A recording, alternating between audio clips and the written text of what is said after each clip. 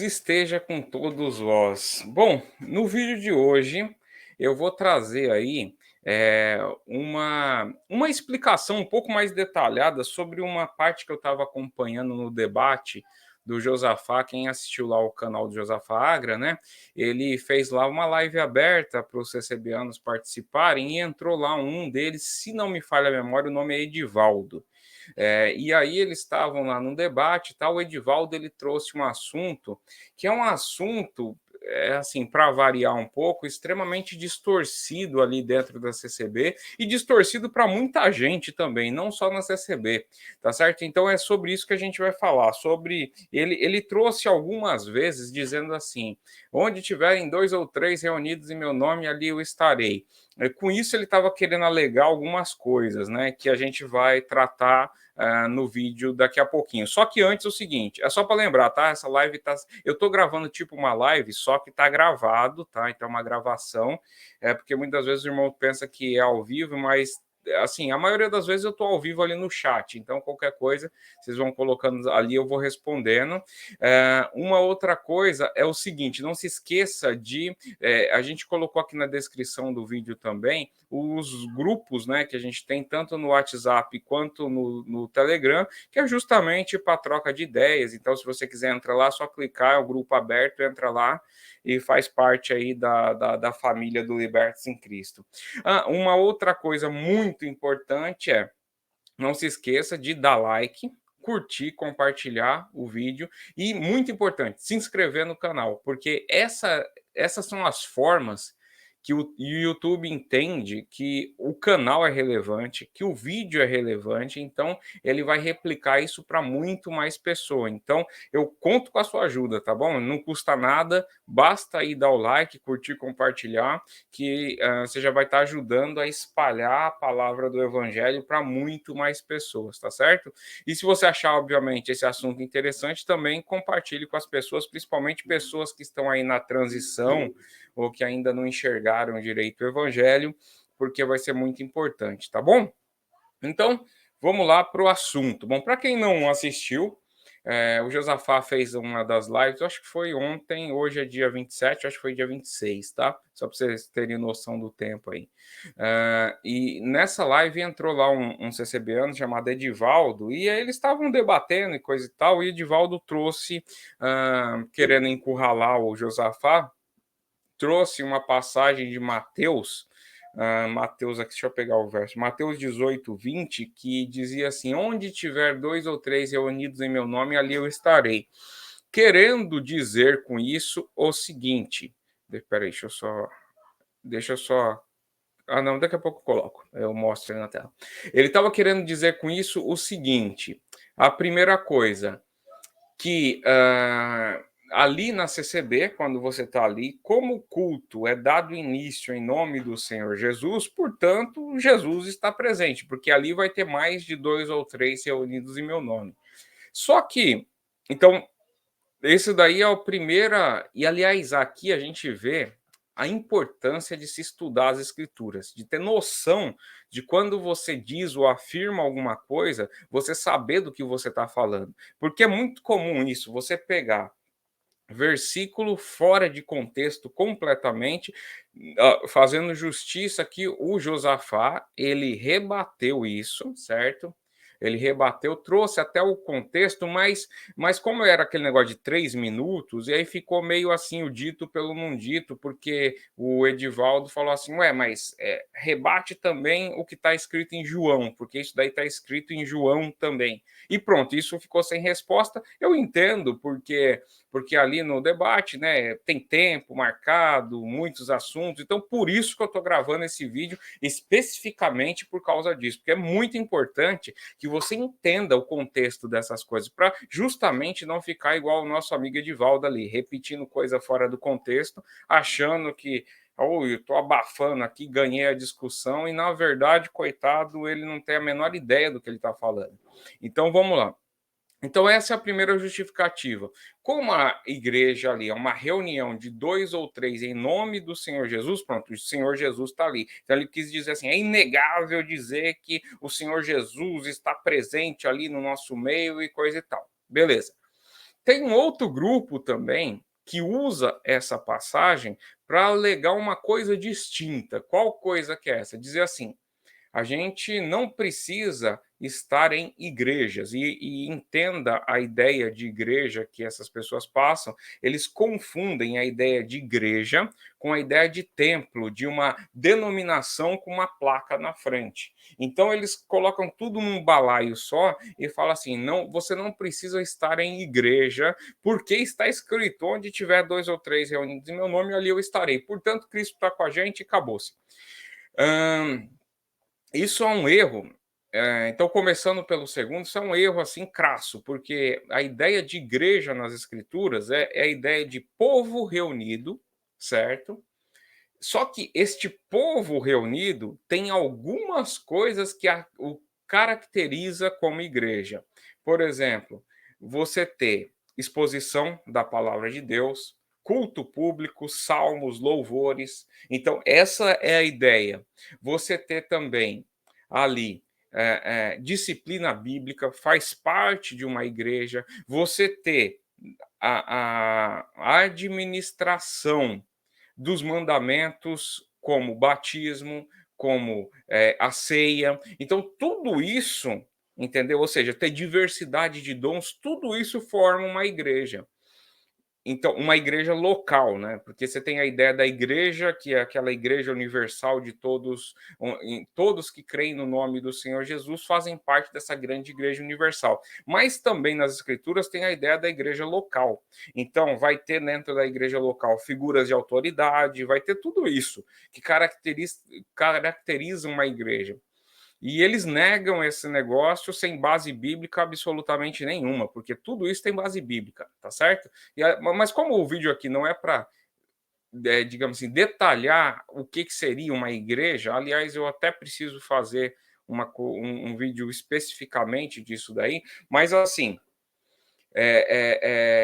isso é muito importante que vocês entendam. Isso é bíblico. Então, toda essa organização é bíblica. Então, assim, esses dois grupos, de maneira geral, eles usam essa passagem para poder dizer que onde tiver dois ou três reunidos em meu nome, pronto, ali é uma igreja formada e eu não preciso te dar satisfação, ou você não pode dizer que aqui é uma seita, que Cristo não faz parte, porque estamos reunidos em nome. Então, o que a CCB faz? Ela usa a maneira formal. Ué, não está escrito que onde tiver dois ou três reunidos em meu nome? Então, ele pega assim, toda vez que começa o culto, começamos esse culto em nome do Senhor Jesus. Pronto, já atendi ao critério da escritura. Cheque, né? O que você vai ver que o desenrolar aqui dessa nossa. Aliás, assista tudo para você entender realmente o que eu estou querendo dizer. Então, você vai ver que o desenrolar dessa explicação, que, na verdade, esse atendimento formal a esse preceito não quer dizer que aquilo é uma igreja cristã, e muito menos que Cristo ou o Espírito Santo estão operando ali naquele lugar. Só tirando o som, tá? Cristo ou o Espírito Santo estão operando ali naquele lugar. Bom, então vamos lá. Deixa eu já colocar aqui na tela para vocês. Então, a primeira coisa... uma coisa muito importante.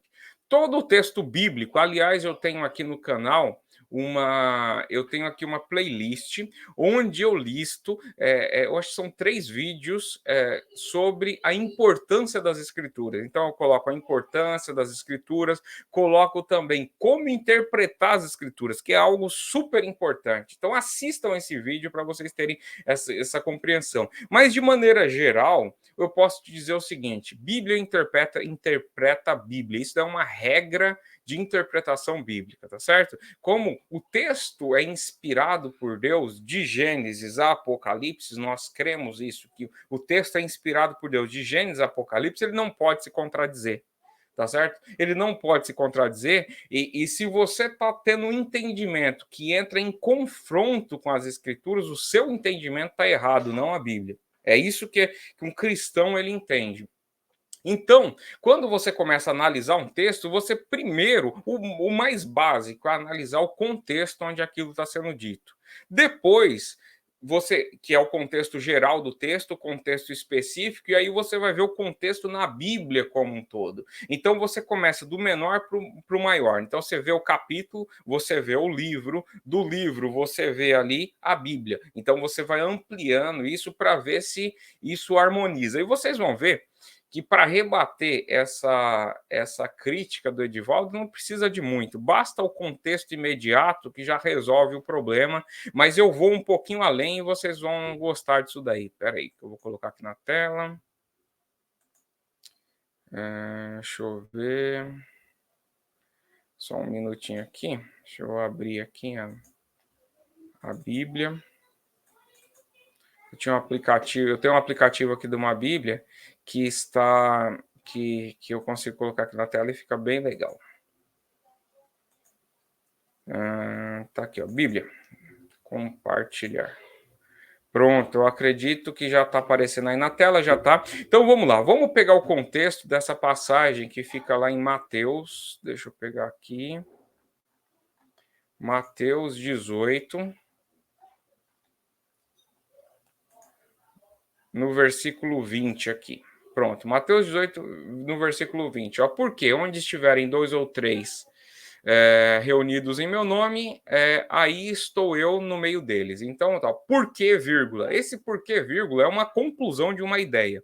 Que essa ideia começa no versículo 15. Ora, se teu irmão pecar contra ti, então, peraí, aqui você está vendo que eles não estão falando de reunião como igreja. Eles estão falando,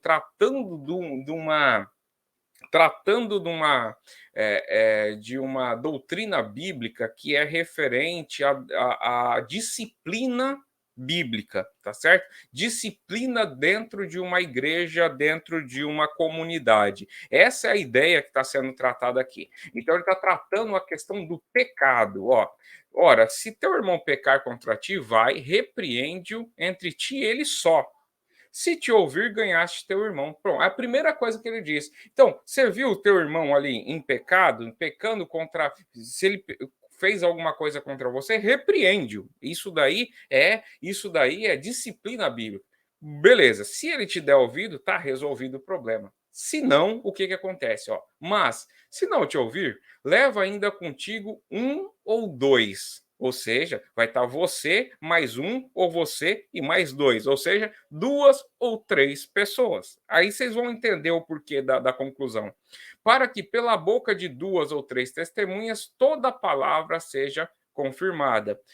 E se não escutar, dize-o à igreja. Você está vendo que no próprio texto ele diferencia reunião de dois ou três de igreja? Entendeu? Do próprio texto, não precisa ser um grande teólogo, um grande, digamos assim, uma pessoa muito culta. Não, não, basta você ler 3 versículos, você já vê que essa ideia é ridícula, entendeu? Então vamos lá. Diz-eu à igreja. E se também não escutar a igreja, ou seja, depois que você vai dos dois ou três, você apela à igreja. Ó, esse cidadão aqui está em pecado. Ele não quer se arrepender. A igreja vai o advertir. Se mesmo assim ele não ouvir, não ouvir a igreja, ó, considera-o como gentil e publicano. Portanto, você faz a excomunhão, porque isso é bíblico também. Isso faz parte da disciplina bíblica, né? Então, você coloca ele para fora daquela comunidade. Obviamente que, de novo, para tratar desse assunto aqui, precisa de um pouco mais de tempo. Mas, assim, qual é o objetivo por trás disso tudo? De você repreender, depois duas ou três pessoas repreender, depois a igreja repreender. O objetivo é que ele caia em si, identifique que ele está em pecado e arrependa-se. É esse o único objetivo. Inclusive, depois que você excomungou a pessoa, ela entrou em excomunhão, se depois ela se arrepende, o conselho bíblico é que você torna a trazer essa pessoa para cá, de volta ao convívio da igreja. Isso é biblicamente a questão da doutrina. Não que você vai estar condenando a pessoa ao inferno. Não, se a pessoa se arrepender do pecado dela, pronto, ela volta a comungar aí com os irmãos. Então, mas como eu não vou tratar isso aqui nos detalhes, mas saiba, não de novo, você tem que ter uma ideia geral das escrituras para poder falar desse assunto. Então vamos lá.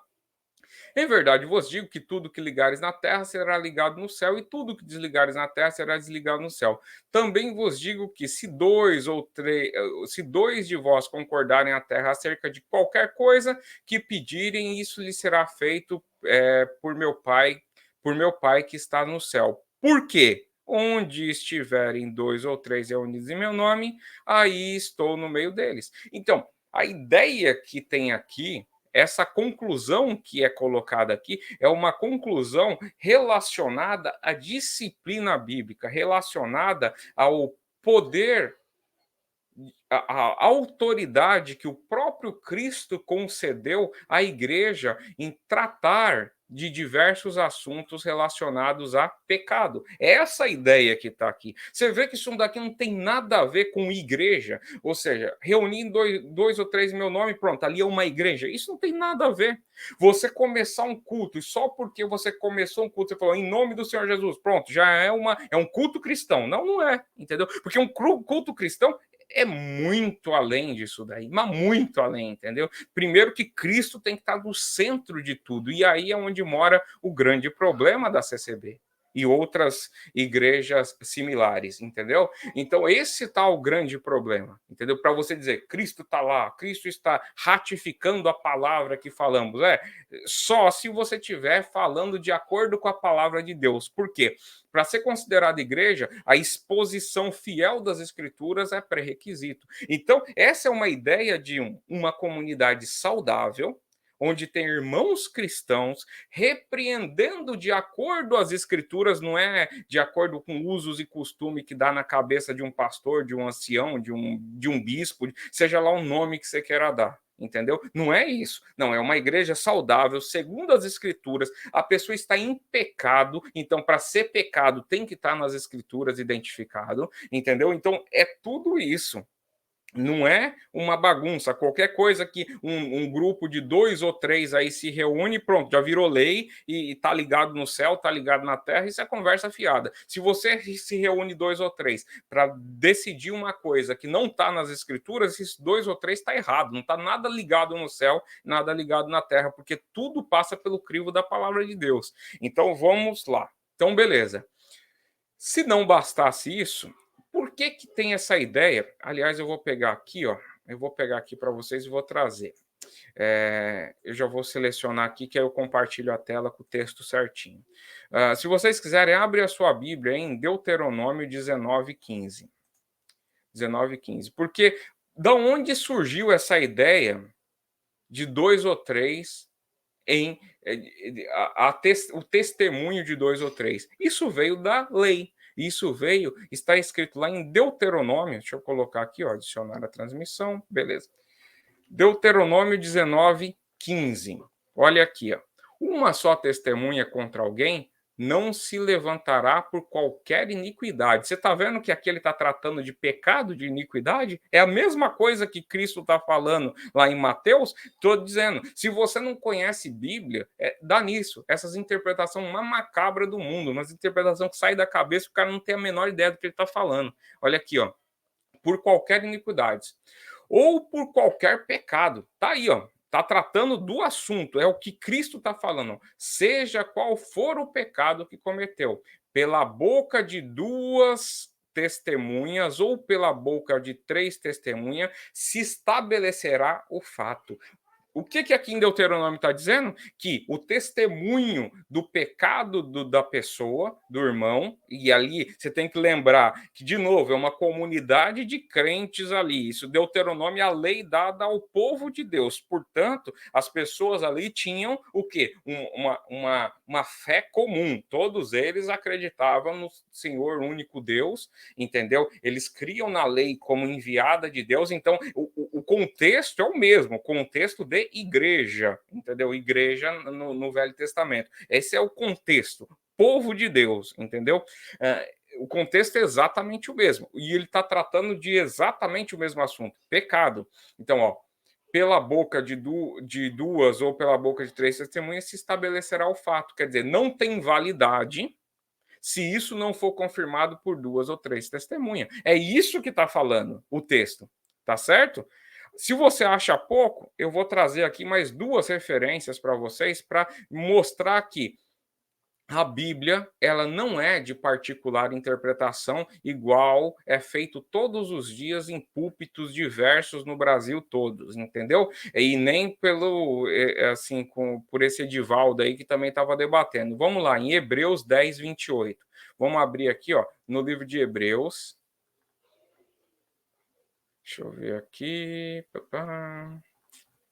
Eu queria que tivesse uma busca rápida nesse negócio que seria melhor. Hebreus 10, no versículo 28. Vamos lá ver o que diz, ó. Quebrando alguém a lei de Moisés, morre sem misericórdia, só pela palavra de duas ou três testemunhas. Tá vendo? Por quê? Eles estavam falando exatamente de Deuteronômio, igual Cristo está falando. Vamos para mais uma passagem bíblica aqui para reforçar de vez, que é Coríntios 13, 1. Vamos lá? Eu acho que é 2 aos Coríntios 13, 1. Deixa eu ver aqui. 2 aos Coríntios 13, versículo 1. É aqui, ó. E esta a terceira vez que vou ter convosco. Por boca de duas ou três testemunhas será confirmada toda a palavra. Tá certo?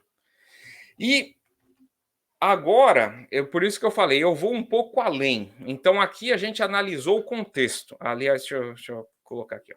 Então, ó, eu vou um pouco além nesse vídeo. Aqui a gente analisou o contexto. A gente analisou o contexto e o contexto dentro das escrituras. Você vê que essa interpretação dada aí não tem o menor cabimento. Esse argumento, sem contar que é o seguinte, ele disse assim, em João isso está escrito também. Eu queria que ele me mostrasse capítulo e versículo em João onde que isso daí está escrito, porque isso daí não está escrito. Isso daí está escrito em Mateus, entendeu? E em todas essas outras referências que eu falei. Mas fora isso, entendeu? Eu vou trazer aqui a prova cabal de que não precisa de duas ou três para Deus estar conosco. Não precisa, entendeu? Na verdade, você sozinho, Deus já está contigo. Mas você sozinho não é igreja. Você sozinho pode ser membro de uma igreja, mas igreja você não é, entendeu? É esse que é o ponto. Você não precisa ter dois ou três, porque você imagina se essa interpretação fosse verdadeira, que com duas ou três pessoas Cristo estaria conosco. Portanto, sozinho você está em mau lençol, porque Cristo não vai estar contigo. Será que essa interpretação passa pelo crivo das Escrituras? Entendeu? Por isso que tem aquela alerta de Pedro falando, né? Não deixei que vos enganem, né? Após a minha partida virão falsos profetas, né? Enganarão a muitos e tal. Então aliás, tem Pedro fala sobre isso, Paulo fala sobre isso, Cristo fala sobre isso. Quer dizer, esse alerta de as pessoas realmente se dedicarem à palavra de Deus, que deveria ser para um cristão a nossa única guia de fé e doutrina, única fonte de fé e doutrina, porque você se livraria desse monte de interpretação que não faz o menor sentido e, aliás, corrompem a própria fé. Ó, abre a Bíblia aí, se vocês puderem, e vocês vão ver que o negócio que é lindo aqui, ó, é um Salmo 139. Tá bom? Eu vou abrir aqui, ó, Salmo 139, deixa eu achar e eu coloco na tela. Livro de Salmos, aqui. 139, o livro de Salmos é imenso. Tem que descer um monte aqui. 120, 139. Deixa eu colocar aqui na tela para vocês verem. Bom, para você que está assistindo aí, não se esqueça, dê like aí. Você já está assistindo até aqui, dê like aí, curta, deixe comentário no vídeo também e se inscreva no canal, que ajuda muito a mensagem chegar para as pessoas, tá bom? Vamos lá. Pronto, tá aí. Salmo 139, coloquei na tela, vamos pegar aqui no versículo 7. Olha o que o salmista fala assim: para onde me irei do teu espírito? Ou para onde fugirei da sua face? É uma pergunta que ele está fazendo. Como que eu posso me esconder de Deus, né?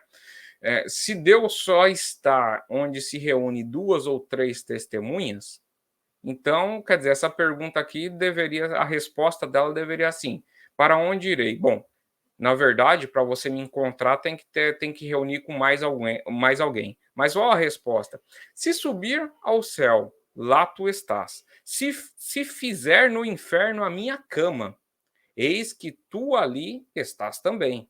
Se tomar as asas da alva e habitar nas extremidades do mar, até ali a tua mão me guiará e a tua destra me susterá. Se disser, de certo as trevas me encobrirão, então a noite será luz à roda de mim. Tá vendo? Nem as trevas conseguem nos ocultar dos olhos de Deus. Nem ainda, ó, aí no versículo 12, nem ainda as trevas que me encobrem de ti, ó, nem ainda as trevas me encobrem de ti, é uma afirmação, mas a noite resplandece como o dia. As trevas e a luz são para ti a mesma coisa. Entendeu? Então, quer dizer, para Deus não existe essa ideia. Deus é onipotente, onisciente e onipresente. Portanto, ele está em todo lugar. Se você está aí assistindo esse vídeo sozinho na sua casa, saiba que Deus está aí contigo, entendeu? Esse que é o ponto. Então, essa ideia essa interpretação ridícula, e pior que é o seguinte, dessa interpretação, o que que traz? Traz conclusões absurdas também. Quer dizer que pelo único e simples fato de ele diz assim, Cristo está conosco. Por quê? A pergunta é por quê? Porque quando a gente começa o culto, fala em nome do Senhor Jesus. Quando a gente vai orar, em nome do Senhor Jesus. Quando a gente vai fazer, sei lá, alguma coisa, em nome do Senhor Jesus. De novo, ele pegou em nome do Senhor Jesus, transformou numa palavrinha mágica que poderia ser abracadabra, por exemplo, ou alguma outra. É, os mágicos usam, né? Abracadabra, piririm, piririm, podia ser qualquer uma coisa dessa. E coloca e diz assim: não, com base na palavra mágica é que Deus vai estar comigo. Não, não, na verdade, não. Entendeu? Um culto para ser considerado cristão, ele precisa ter Cristo como pedra fundamental daquilo ali. Entendeu? É esse que é o ponto. A palavra de Deus precisa ser exortada, precisa ser explicada, precisa ser transmitida com fidelidade. Transmitir a palavra com fidelidade é exatamente o que eu estou fazendo aqui. Eu não estou dando interpretação minha. Essa interpretação não é minha. Obviamente que toda interpretação, e aliás, principalmente isso acontece em textos difíceis, passa pela nossa mente. Então, eu tive que pegar outros textos aqui para corroborar o que eu estou dizendo, mas assim, o que eu estou falando, ele tem base na escritura. O que você falou, no caso do Edivaldo aí, tem base nas escrituras? Não tem. É simples, é só você pegar. Pegue lá e me prove o contrário. Porque se ele falar que nas escrituras tem base, então esse Salmo 139 está errado. Tá certo? Então, Davi não estava inspirado pelo Espírito Santo quando escreveu. Nem sei se é Salmo de Davi, eu preciso confirmar para não dizer besteira também. Mas, assim, o salmista, para ser mais aberto, o salmista não estava inspirado quando escreveu esse salmo, entendeu? E aí? Então eu mostrei e provei que assim, escrituristicamente, essa interpretação me parece a interpretação mais correta, a interpretação mais de acordo às escrituras, tá bom? Agradeço vocês aí que ficaram aí assistindo. Não se esqueça, se inscreva no canal, curta, compartilhe, porque isso daí é necessário. É necessário para ajudar essa mensagem a chegar para muito mais pessoas, tá bom? E não se esqueça de deixar comentário aí. Ficou claro o que eu quis dizer aqui? Entenderam? É isso mesmo? Não é isso mesmo? Me contestem aí embaixo colocando textos bíblicos, tá certo?